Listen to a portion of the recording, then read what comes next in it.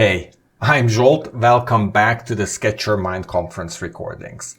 We're at session 15 out of 16, but in many ways, this is the final one. The last session was more of a celebration than a talk, so I decided not to publish it, which means this is the closing chapter of the series. Today's speaker is Nick Milo. He takes us on a visual journey through the evolution of his idea emergence model, the backbone of linking your thinking.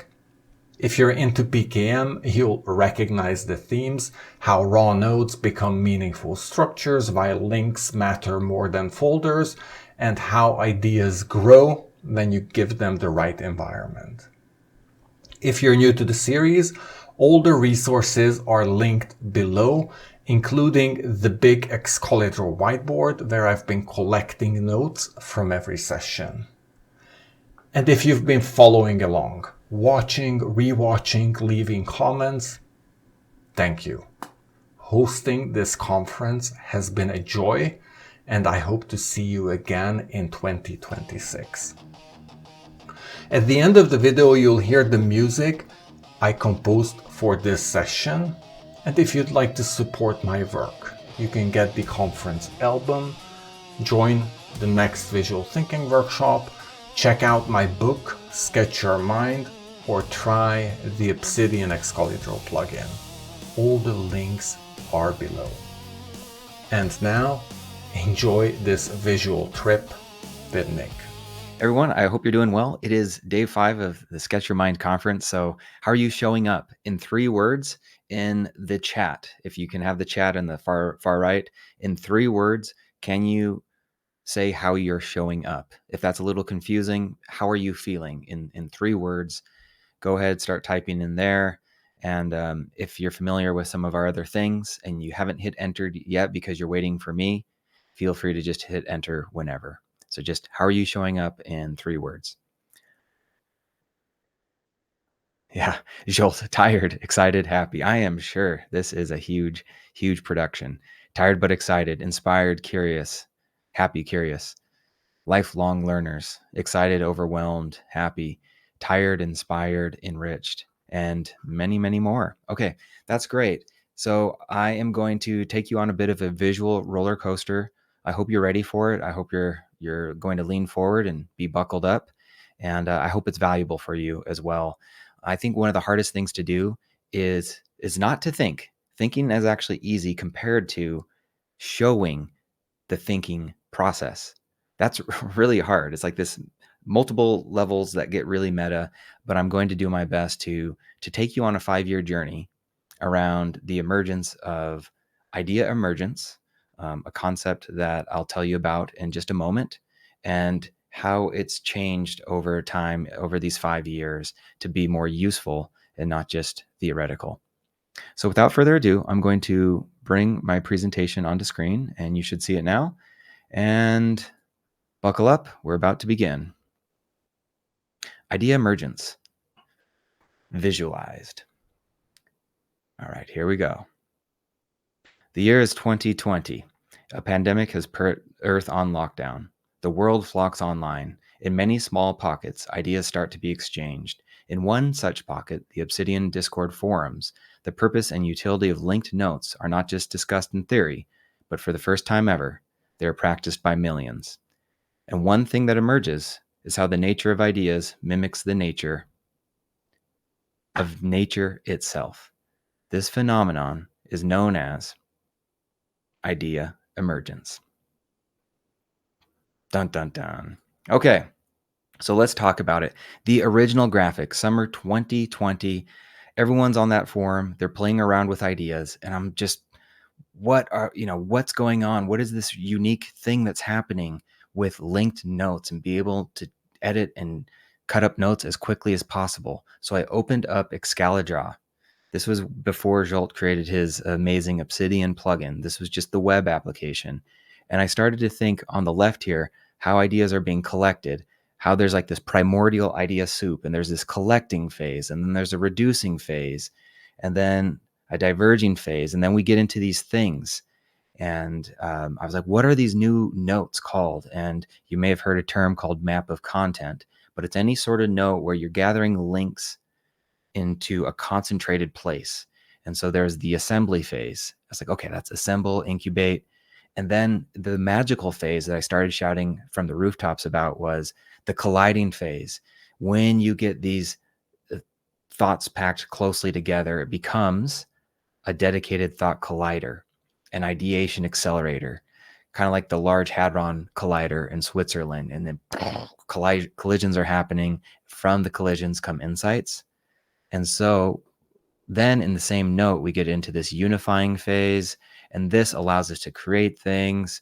It allows us to link to other of these sort of maps. And then we can have an index, a sort of North Star note at the top. This was the beginning. This is me trying to make sense of everything. It is kind of cool. It's a little messy. So I took it further. I looked at a linear path of folder-based learning. And then I figured out a way that I wanted to talk about this within 5 different levels. So that was idea emergence. That's sort of how it started. But then I was like, what's really happening? We're walking around in the world. We're just a process of natural selection is taking place. And what does that look like? We're having things that we collect. We're having insights. We're saying, oh yeah, I remember this. And this is the sea of red. I don't use this term anymore, but I was just like the sea of red, and where we're collecting and all this different stuff. And from this primordial idea soup, some of this stuff in our lives that we interact with, we say it's so important. I want to make a note out of it. I want to capture this. I want to see it visually so I don't lose it. So we externalize it into something we call a note. And this becomes emergence level 1. This is something that we all do. I'm just trying to kind of give it this theoretical framework called idea emergence. So then what happens is we get into emergence level 2. This is where we start to link notes to other notes. And it's kind of beautiful to see these links happening here. Beautiful thing is happening. A natural living system is starting to evolve. The problem becomes when you have something like this, all of these notes, and they're just lumped on top of each other, and it gets overwhelming. Where was that thing? How do I find it? Where do I go? And if you're using folders without links, I mean, good luck, because now it's just buried in all sorts of archaic folders, and you just can't find these things. That was the pain point pre-2020, but now with linked notes, we have a new level of emergence that we can easily go to, and that became emergence level 3. So that's where we can pull related notes in this sort of forest of notes on level 2, and we can pull important relevant ones into a new note that we can now look at, and so that becomes the map of content. And so then we had the assembling phase and then the colliding phase. I'm like, this is the room where it happens. It's a game changer. It allows us to actually think at a higher level, create the conditions for catalyzing insights. And then we get to the unifying phase where we make sense of all that stuff. If you're familiar with the Hegelian dialectic, there's a thesis and an antithesis. Those are colliding. What do we get on the other side of those two things? Synthesis. So that becomes the unifying phase, and that's emergence level 3. Then we get into emergence level 4, which is not just one map, but all of these maps. Now the maps are linking to other maps. So it's a higher level, higher order notes connecting. And when you have these types of maps, something that's really important is that you have all these bits of 80% completed content. It becomes much easier then to create the next essay, the next article, the next book to enhance your conversations at work and at home. So that's the idea of how all this stuff, it makes creating new things almost effortless, because the majority of the work was already done when the work was fun. And now we just get to that last 20%, and it's much easier to do. The final level of idea emergence is the home note. All roads lead to home. So this is where, if you're more of an architect, a mind that likes structure, and you're feeling a little lost, you can just go back to the home note. It's the beginning and the end. It's a launch pad and a home base. All roads lead to home. And it's a time machine. It lets us travel backwards and forwards in time. So this was the original. This was idea emergence. And the idea behind it is with this middle level, we don't just have top down and bottom up thinking, we have middle out thinking. All right. So I just threw a tremendous amount of information at you. And I love this visual. But the big question is, how can I make it easier to understand? Because let me know in the live chat on a scale from 1 to 10, how overwhelming was that? 10, extremely overwhelming. 1, you're relaxed, you're calm, and this was a piece of cake. So how overwhelming was that? So we can see some results in the chat. 5, 2, 3, 8, 9, 8, 9, 6, 7, 8, 8. So a lot that are really pushing overwhelm. A few of you, maybe you've come across this before, so you're doing okay. So that's great. But this is my challenge. How do I simplify this? This is the thinking behind the thinking, right? Like, how do I simplify this? So I was like, well, let's simplify the visual, but keep the same ideas in place. This worked, but it also did not work. So let's kind of show how it worked. And to zoom out even further is like, how do I just introduce this really cerebral, theoretical concept? And I was like, well, let's start with something that we're familiar with. So if you're thinking about your own visuals, it's like you might go deep down a road of theory, but at what point can you pull it back to something practical? Like, how can someone actually grasp this thing? I was like, well, let's go into something that people understand, folders. So what did we have before we had links? How did we organize our notes? Well, we used folders, and they helped us organize, categorize bits of information. But folders require documents to live in one place. So they're good for files. They're bad for ideas because our brains don't work so rigidly. And so based on this introduction, I was like, I'll use folders and the pain that people have with folders to then talk about all the benefits of this other thing called idea emergence. So what is idea emergence? We're now using a simplified graphic, and I'm trying to give it definitions. So if you are feeling overwhelmed, and you said in the live chat, you said, I'm in an 8, a 9. I don't know if we saw any 10s, but we did see a 99. So that's pretty high. And let's lower that. Let's try to just lower that down just a little bit. Let's give it a definition. Emergence is when the new whole is greater than or different from the sum of its parts. So that's when an emergence moment happens. Idea emergence then is the process of how the ideas you encounter go from nothing to something. How do they, I mean, think about that. Like, just what is an idea? Where does it come from? Where does it go? How does it develop over time? That's what we're trying to show with this model.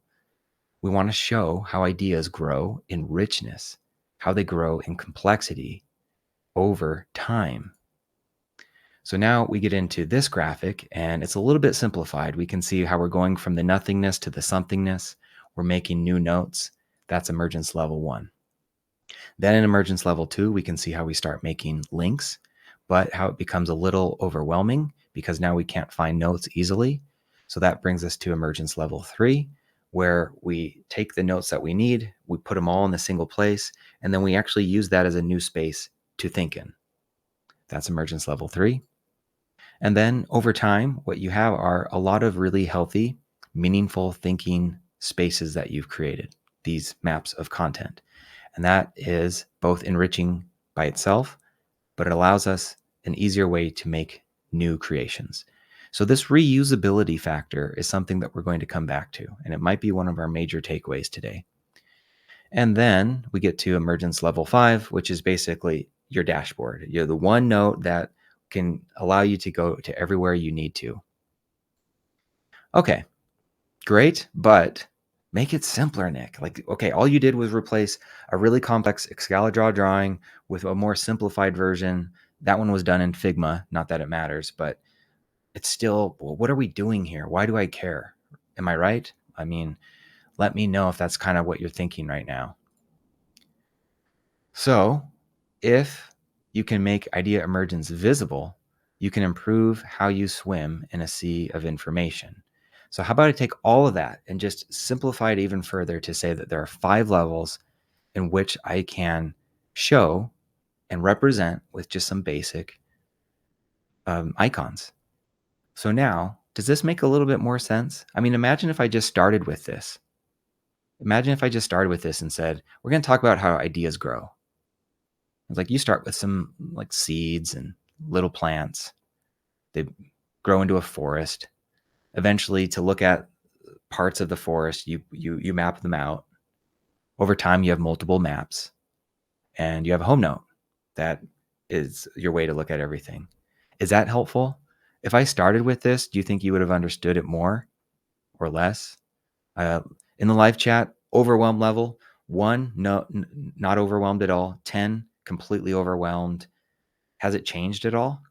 So again, put your score there. But if you also want to say, yes, it's better, or no, it's even worse, that would be great. So we'll do that now. Lovely, lovely, lovely. So what are we doing here? What am I doing here? I'm trying to think how I can explain something that matters to me and that I think is valuable for others, but I'm getting caught up in the intellectualizing of it. And in the process, I'm having to kill my darlings. Basically, I love the graphics, but I have to figure out how can this be simpler? How can it be more practical? How can it be more useful? How can it be more universal? So these are constraints, and they force me to think in a certain way. So that's the process that we're going to see now happen again and again and again. Okay, I have 5 simple levels, but how do I make it come alive? All right, so visuals. How do I show this is an entirely new thinking environment? One that before 2020, it simply did not exist, and now it does. And I believe so strongly that it's a new superpower for the curious, thoughtful people of the world. How do I show that? So now I want to actually visualize this. I want to animate it. So now we're going to look at it again from animations. So now what do we have here? What is this? Emergence level number 1, from the nothingness to the somethingness. And so these are all your notes in your PKM system right here. And it's like when you make a link, you're connecting random notes so you can see them in context to each other. And it doesn't matter if they're on similar or different topics, you can make these really interesting links. But what happens over time is it also still gets muddy and confusing, especially when you collapse it. That is now just a forest of notes, and you're like, where am I supposed to go? So to provide structure, what we are going to do is we're going to pull some of those notes to a map. Are the animations helping? I don't know. I think they might be helping. So we pull them there so we can look at them all in a single spot. And then we're going to throw some new ideas that aren't as well formed. So those would be represented by these blank white notes. We have some that are more evergreen. They have color to them. So now that they're together, what do? We go from assembling to colliding. And what do? We start to cluster them tighter together. And when you cluster anything together, you create tension. When you cluster anything together, you create tension. What does tension require? Tension requires resolution. When you look at anything clustered together, you're going to be like, what do I need to do here? Your mind will fire off thousands of unspoken questions. And suddenly, this little cluster here, sparks will fly, and one blank note becomes now an evergreen note. It means more to you. It has more meaning. Another spark flies, and now you're cultivating your knowledge, your understanding. Sparks are flying. But guess what? Even in the gaps, even in the empty space, you're like, why is there an empty space there? What needs to go there? Another spark flies, and you create and generate something brand new that did not exist before. That's idea emergence. Now are we seeing idea emergence? I think that's a pretty wonderful thing. Now we kind of organize and unify all that information, and it gets even better because it's not a one and done situation. You've now created intellectual assets for yourself that then go back into your PKM system. I call it my ideaverse. Now, when you have to do your next project or your next effort, look at that. We are not starting from a blank page. We are starting from a rich ecosystem of ideas. Then we just go through those steps. We start to cluster them. We see what comes alive. And now we've created even more meaningful content for ourselves. And then the seeds go back into the ideaverse. So we've just talked basically about emergence levels 1, 2, and 3. So what this looks like, let's map all 5 in this new animated way. So this maybe is a map of content on habits, but I can create one just on maps of content themselves and talk about that process. Then I can have one on my entire ideaverse and trying to make sense of that. And then I can just have a map that's a library of different ideas and categories. And eventually that's all going to go up to the home node. All 5 emergence levels are now being shown in an animated style to hopefully help this idea come alive in a somewhat more practical way. And we can see, like, look at this entire system, like emergence level 1, emergence level 2, emergence level 3, 4, and 5. They're all right here, and you can do anything with it. I don't know. Maybe that's cool. Maybe it's not. But we're trying to make sense of a crazy concept through visuals. So now I have 5 simple levels. I also have dynamite animations showing how link notes supercharge the thinking process. But how do I make this more practical? I still don't feel it's practical enough. What's the actual pain point that people are dealing with? All right. So for that, it's about signal versus noise. So through the past 5 days, there's no doubt in my mind you found something in one of the talks that sparked. It came alive. And so it's right here, this yellow dodecahedron, this dot. And but what happens is you just keep on consuming more and more information. What happens? The signal gets lost in a sea of noise. And over time, it's just lost to you completely. So how do we fix that? How do we go from the noise to something that is more meaningful to us? So when you see all this noise, our goal is to figure out how can we go from all of this and then add some of that stuff and relate it to other stuff. That's how we make sense of our world. That's how we create value. And when we do that, then we can communicate our unique stuff. And if you notice, this is a funny smiley face. So those are the 3 steps. Yes, this explains why note-taking is no longer special. Note-making is. I'm like, what are we talking about? Oh yeah, let me then show exactly what I mean. So there are these 3 steps to any type of sense-making activity we do. And we can say in time spent, it's collecting or creating. The problem with us is that we're curious people and we spend too much time collecting. We spend too much time capturing and clipping, organizing, highlighting and highlighting and highlighting. We're just pushing around other people's information. And when it comes to the y-axis, which is showing value created, very little value is being created. Too much note taking, too little note making. Note making is where we create the value. And it's even worse than we thought because we're actually consuming and we're not capturing everything. So we actually only have less than 10% of our time going into the actual value creating process where we're the creators, relating and communicating ideas. So let's use ARC, add, relate, communicate, also known as ARC, to reclaim the core of our creative process. So again, I'm just using visuals to make a point that we're over collecting, we're underthinking. That's what I'm doing here. And I'm so excited about this. I'm showing all the extra value that we create. I'm really going to town with this. And, I'm speeding through this because a big problem is coming up. I just introduced a left to right model, right? Add, relate, communicate. But idea emergence is an up-down model. And I firmly believe that if you have models that are the best models are universal and they shouldn't just work in one context, they should work in all contexts. So this is a huge problem, but I do want to solve for it later because I think I'm onto something with ARC and I want to keep on exploring this through visuals.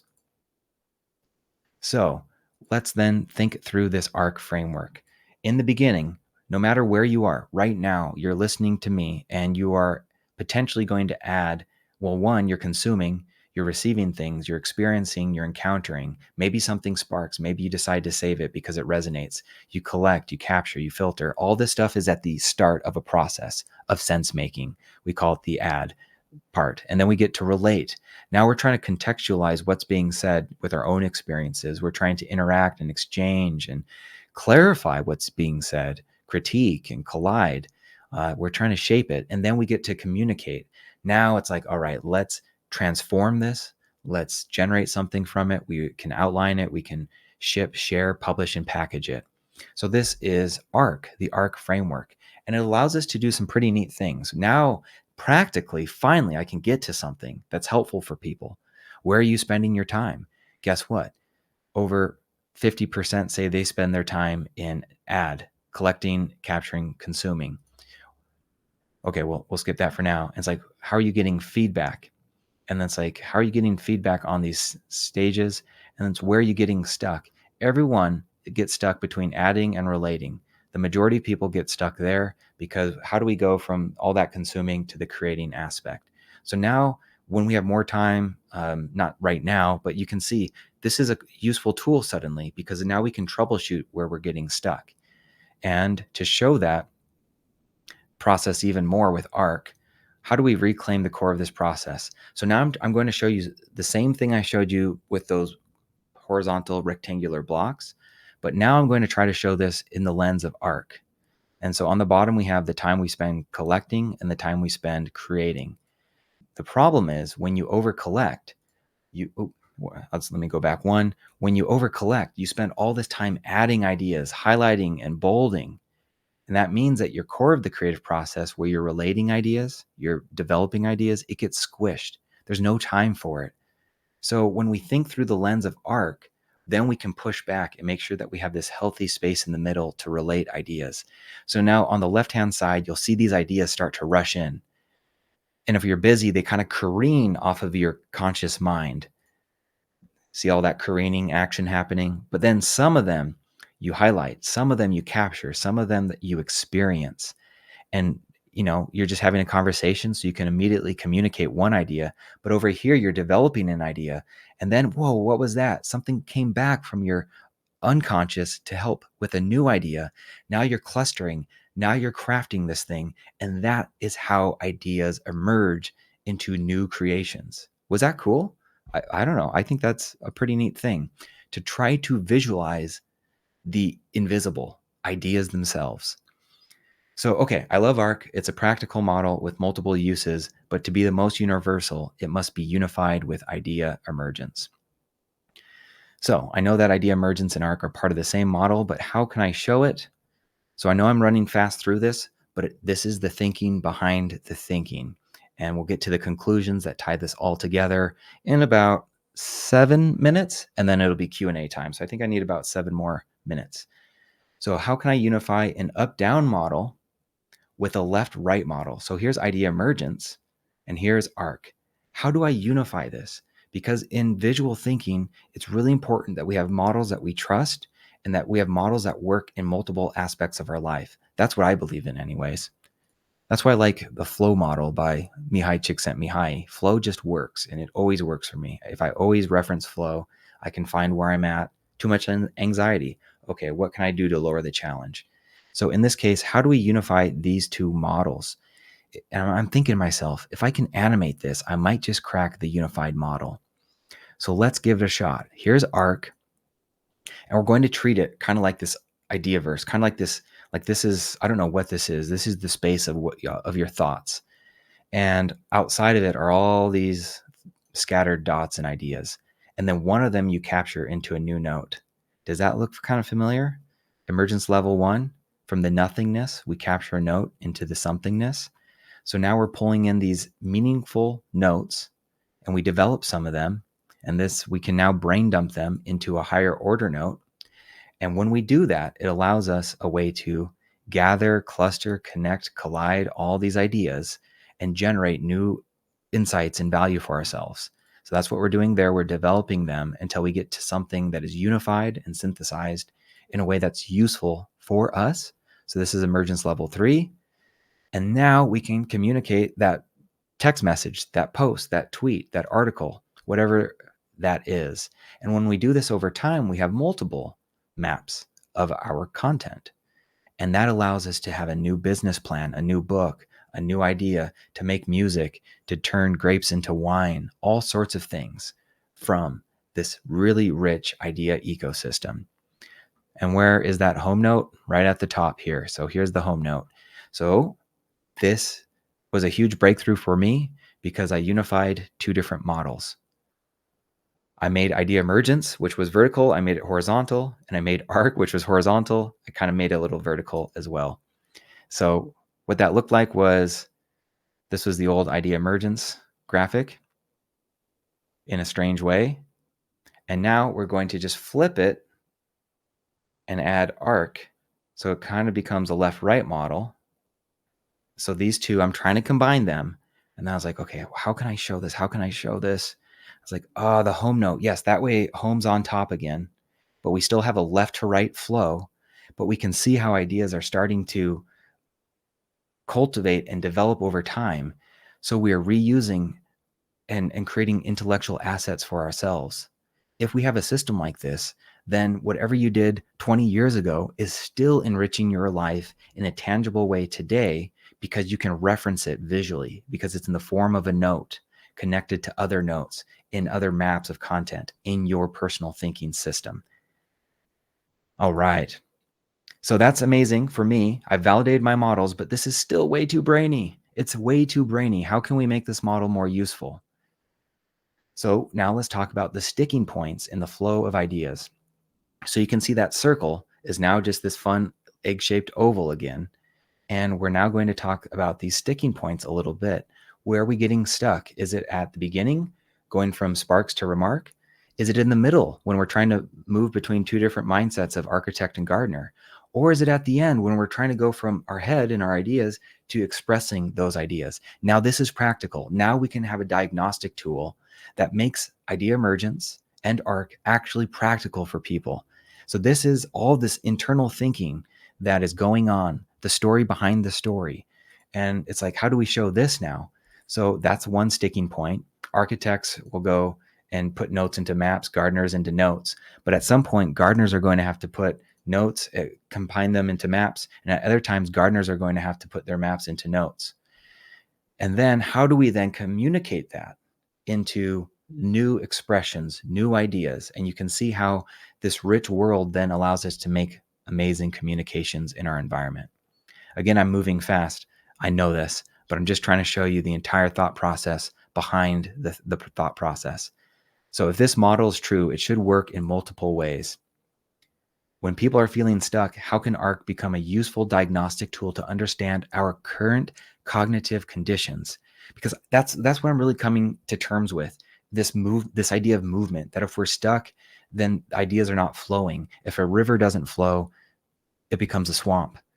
That's what's happening with our ideas. And I think this model can help us figure out how to keep our ideas flowing. That's where we're getting to.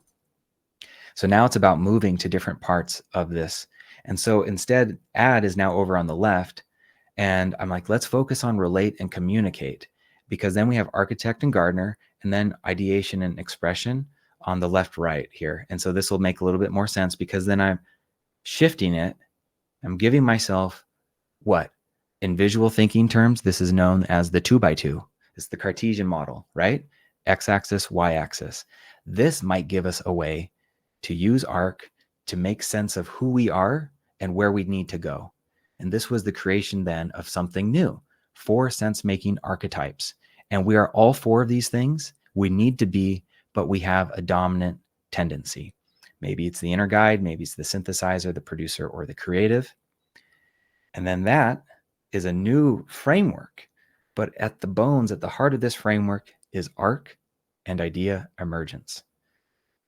We're going to skip through these types of profiles, the sense-making archetypes. I do have a brand new, fresh assessment 5 years after coming up with idea emergence.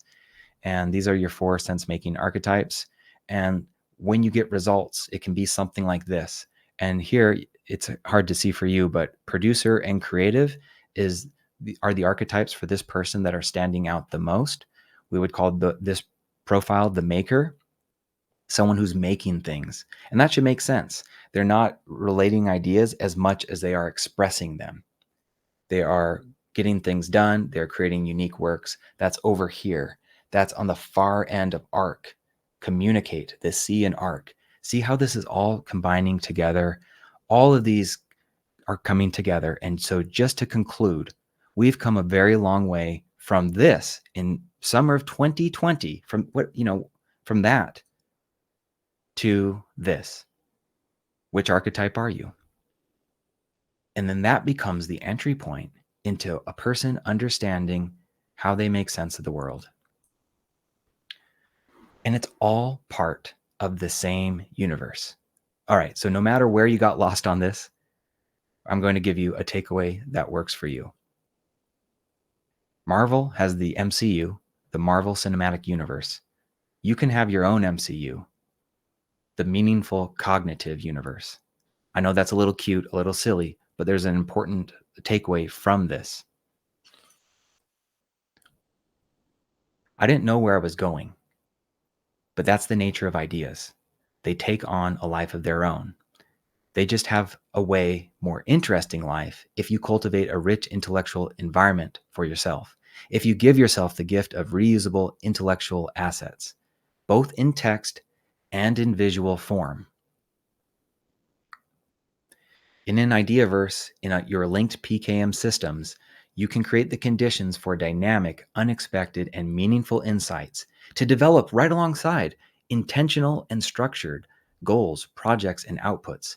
And this allows us a space to make the most of our minds. So one final takeaway for you. Build visuals that are part of a deeper, more meaningful worldview. And you won't know what this worldview is because you're developing it as you go, as you saw with my challenges and struggles with those early graphics. But then you naturally created visuals that you can reuse and revise because they live in the same intellectual universe. All right. I hope that landed. I hope you enjoyed this visual presentation of Emergence visualized. Okay. Thank you. And we're going to pause there. I'll turn it over to Zsolt if you're around, and then I think we'll I start. am around, and that was, wow, amazing. Super visual. And my key takeaway is I need to look at my own framework from the visual thinking workshop and go through this process. You're light years ahead in terms of simplifying and getting to a clear message. Hats off. I love it. Love the axis, love the evolution. Cool. So question first from Maha. What apps tools do you use to synthesize ideas and notes? So the visual tools are a mixture. Pen and paper. That's always a nice place to just quickly get out an idea. Like it's here. Okay, let me just try to quickly sketch it out. What normally happens is it's not reusable. It's not revisable. That's where I get stuck. And then I'm like, okay, now we have to go digital. I might sketch it out fast here, but now we need to go digital. And then it's a combination of 3 different tools. Excalidraw, 4, I'll say 4. Excalidraw, sometimes Miro. That's more for team use though. So when it comes to ideas, usually Excalidraw. And then Figma, if I want like a more polished look, if I have to like present some sort of graphic somewhere, a single graphic, but it's a heavier tool to use. So that's where Excalidraw is better. And then what you saw with all these were that they were put together using Keynote, which I think is the most underrated visual sense-making tool, because you can just have one slide and then, slide 2, and then just apply a magic move animation that it does. And then suddenly you're an animator visualizing all the ideas that you saw on screen. And I find that just a lot of fun.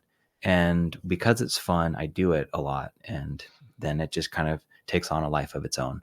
So yeah, those would be the 4 tools, not including Miro.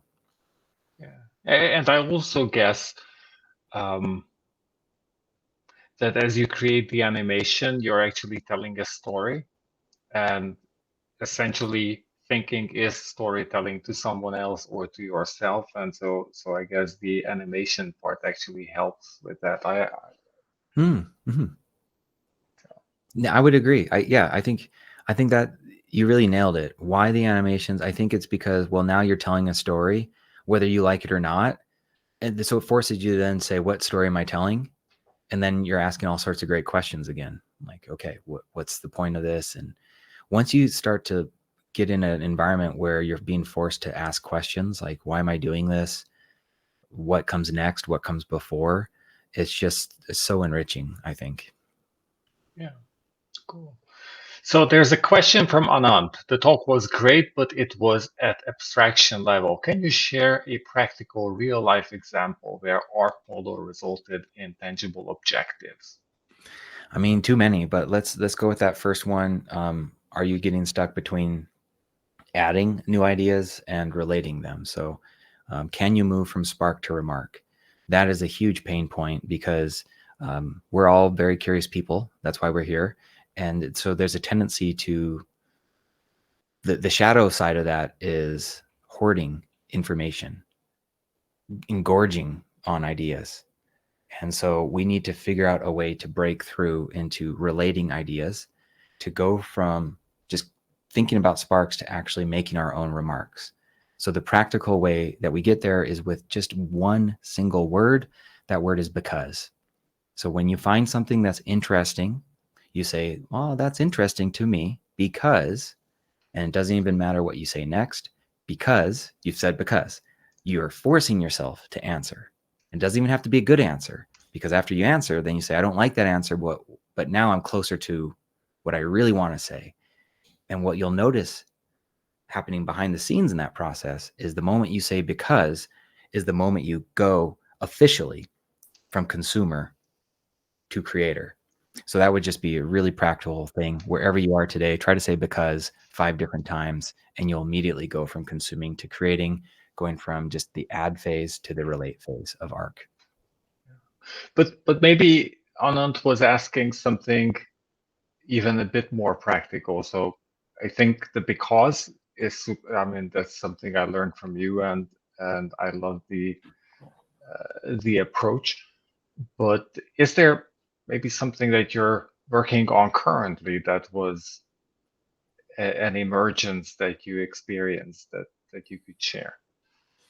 Yeah, well, okay, let's see. I think with the book that I'm writing, I mean, it's a constant mixture between that middle phase where I'm like architecting maybe an outline for a chapter, but then that plan doesn't survive contact with the enemy, so to speak. Once I start writing, then I'm like, oh, that isn't accomplishing what I think. So I'm going to allow the gardener, I'll just write and not focus on the outline.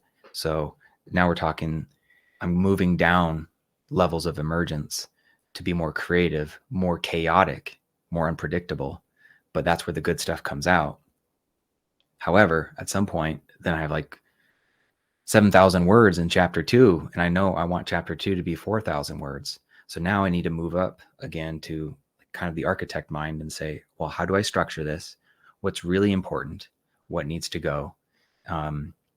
So I'm not sure if it's, I mean, to me that seems like it's I think practical. I mean you could even take it a step further or higher. So I think one of your very concrete outcomes from all of this emergence is the book that you're working on, or not is the course, but the different courses that you're teaching, the new AI based curriculum or content that you're teaching. So I think every piece of new delivery or new creation you create is an output from your own system of emergence. I would Yeah, think. I think so. And yeah, no, thanks for helping on that one, Zsolt, because um, in my mind, it gets really blurry what is practical, because I see it all as practical, even when it's looking really abstract. But yes, I mean, as far as, it just depends like what lens you put on it. I can say that if the lens is output in the form of written words and created stuff, that, I mean, I can't even put a number on how much more expressive in output I've become. Or I had a goal to, have a book get signed by, get bought up by a traditional publisher, and that goal was in late 2022, and then it happened this year. So very practical goal, but the way I got there was through Arc and going through all these iterations of add, relate, communicate, and until just got into the right form. And it was painful, but that's the process. So yeah, I don't know. Cool. Yeah, let's look at Victoria's question. So can you talk a bit about the collide part of the flow? I understand all the other processes, but collide feels tiptoed around. There is emergence in MOCs, sure, but how do ideas emerge from gaps? What happens when the emergent idea does not come from linked ideas? What exercises for colliding can we make? Great question, Victoria. The way I would look at this is going to be from that sort of abstract lens. So you have ideas already, and you're going to group those ideas together into like these tightly formed clusters. The reason I do that, again, is because when they're grouped that way, you're going to ask all sorts of questions. What comes before which? Are these saying the same things? What's more important? You're going to ask all sorts of really enriching questions around the cluster. And then same thing for the cluster below. But then in between these clusters of information, there is this gap, this negative space. And that too forces you to ask questions. And you'll say, what's missing? And so that's what I would be asking. I would look at what I have, and then just when you find these negative spaces, and so we're talking visual, that could just be in linear kind of vertical text, but it can be spread however it is. But wherever there's this big gap, this negative space, the question should be, what's missing? It might be a header. It might be a new idea that bridges these two clusters. And it's like the bridge that was missing. But now you see it because it was a negative space, which then forced you to ask the question, what's missing? And then it forces you to answer. I'm hoping that answers how collisions can happen from the empty space.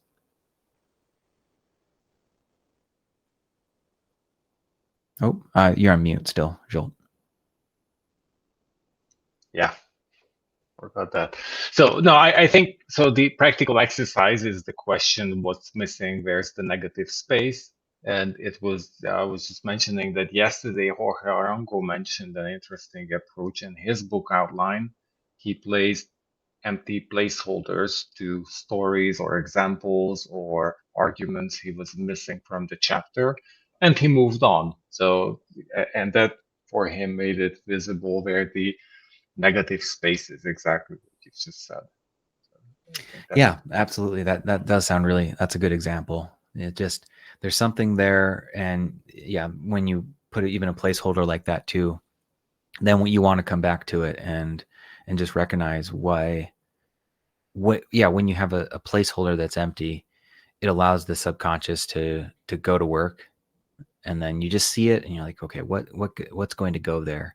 And then it's kind of working even when you're not consciously working.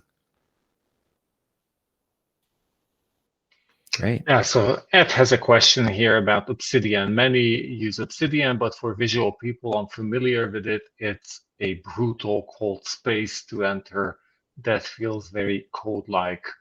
What are some of the soft on-ramps into Obsidian? Good demo will showcasing these principles with graphics. Well, that's funny.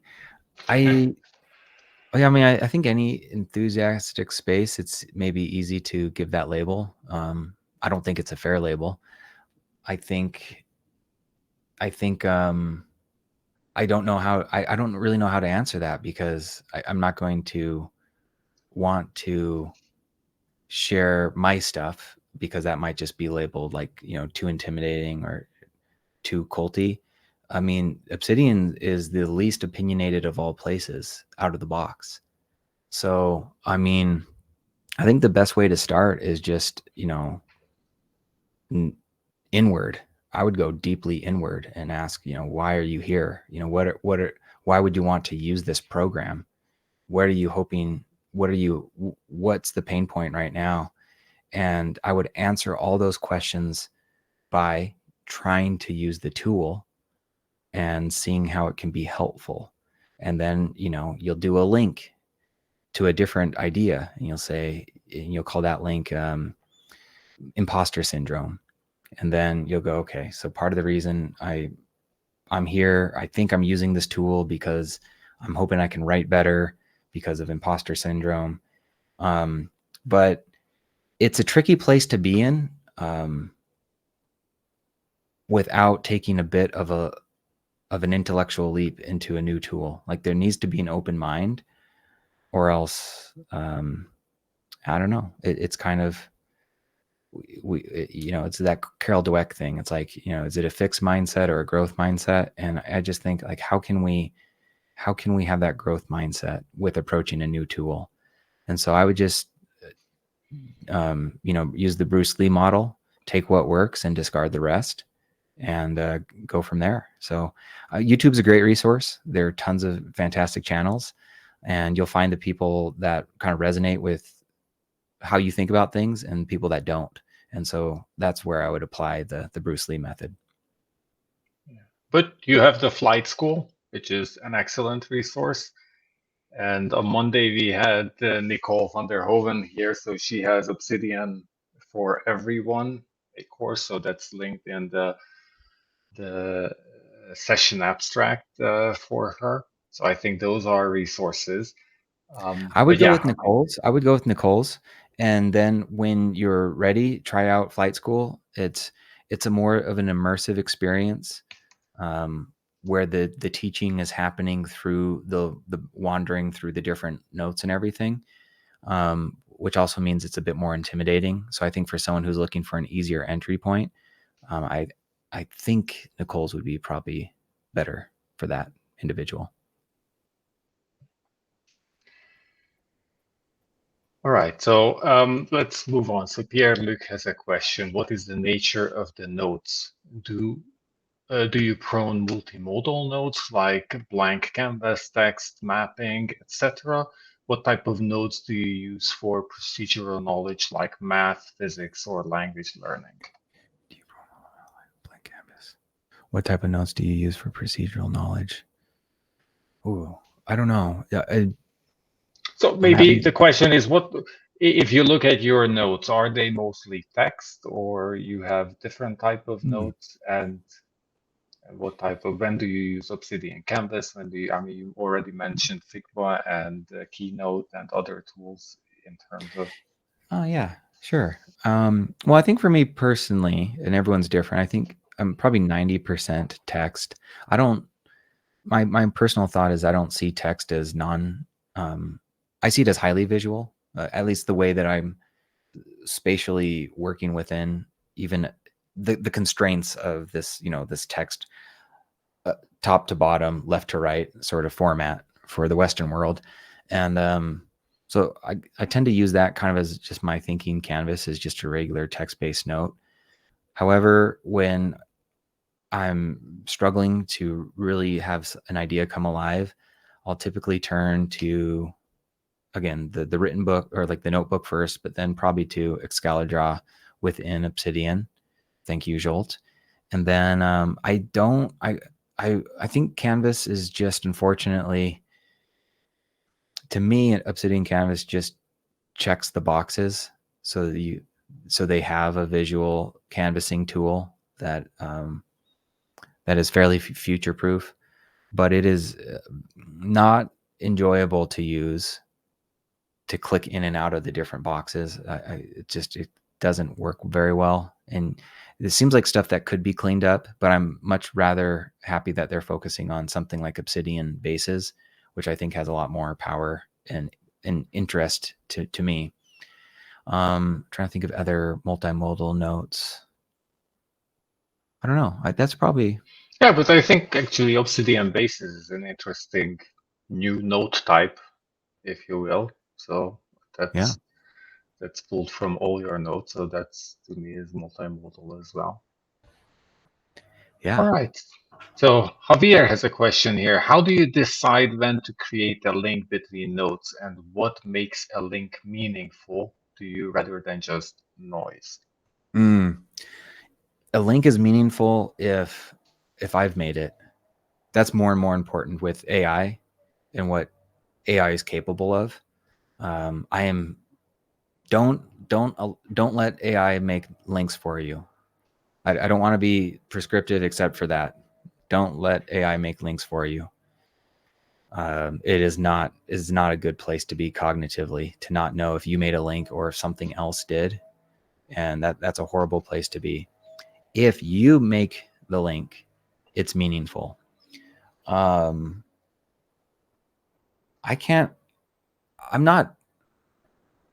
think it's really hard to overlink.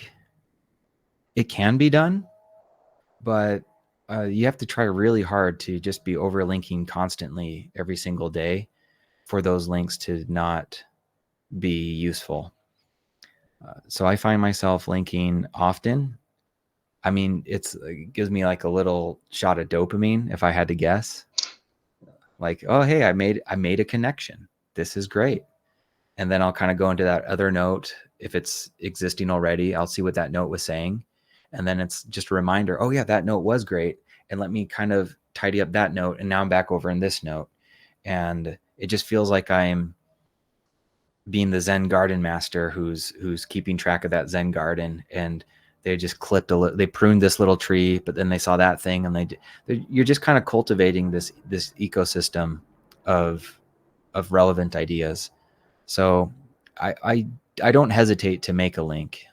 If I'm thinking of a link, I'll make it. And I haven't seen very many negatives. I think the only negative note that I have that's overlinked that I don't like is I have a note called works, like works in progress, works I'm working on, that sort of thing. And it has like over 500 links to it. And I think that one, the solution is simple though. It's natural. When the structure starts to kind of not feel right, then you just try a different test. So instead of works, I'll have works in progress, and I'll kind of just, fragment that really heavy note that's getting too many links into a few different buckets. And I think that'll do the trick. So very rarely has overlinking caused a problem. And even when it does, it's really just asking for a different solution for how your brain is working. Cool. It resonates so much with some of the comments from Jerry Michalski. So one thing in terms of AI, all 620,000 notes in his brain are self-curated, and that's the value. And also in terms of breaking down. So if you have a note with too many links, then you create subcategories, and then it works. Yeah, I think we have one last question, or time for one last question. So Neelam, your question is at the top. So I'm stuck in the add phase. I've tried to move to relate phase, but get overwhelmed and give up. What would be your advice to avoid the temptation to clear the huge backlog of added things? Okay, so that one, we're actually to solve that. I think a great trick is not okay. So remember, add, relate, communicate. And if we're feeling stuck between add and relate, and for whatever reason, saying because or some of the other tricks to start to make a note in your own words is not working, then instead of staying there, let's actually go further along into figuring out the communicate to problem solve this. And what that looks like then is to say, why am I doing all this? What is an actual tangible outcome, a goal, a deadline, a deliverable that I can have here that will then pull along only the stuff that matters? Because if there's a backlog over here, it's like, what really matters? What should I prioritize? So we need to go to the end of the process to say, this is what matters to me. And then I think what you'll find is that the 100, let's imagine you have 100 notes here. Suddenly or 100 ideas, 100 saves and captures, collects, whatever. 5 of them will start to then suddenly mean more to you. Those are the ones that you can pull along and start to work with, because you have to work with them because they're part of this deliverable. So that would be my recommendation, is have a very strong outcome deliverable or deadline to pull along the work. It'll kind of like give life to it. And then I think you'll be off to the races. Awesome advice. So, Nick, this was a blast. Amazing, amazing story. I love the visuals. Great question and answer. Always a joy to chat with you. So thank you for making the time to be here. And unfortunately, that's all we had time for today. Thank you, Zsolt, and just everyone. I know you've done this already, but let's really thank Zsolt. Last of the 5 days, almost at the finish line. He's done so much, and this is really incredible. Having done something a few years back similar to this, it is exhausting, and it wasn't just me. I definitely had some support of other team members, and so Zsolt is putting together a best-in-class digital workshop, and it should not go underappreciated. I know this group isn't doing that, but I just really want to send those good vibes to you. I know how intense this is to put together. So thank you so much, Zsolt, for giving us all a wonderful, nourishing week of experiences.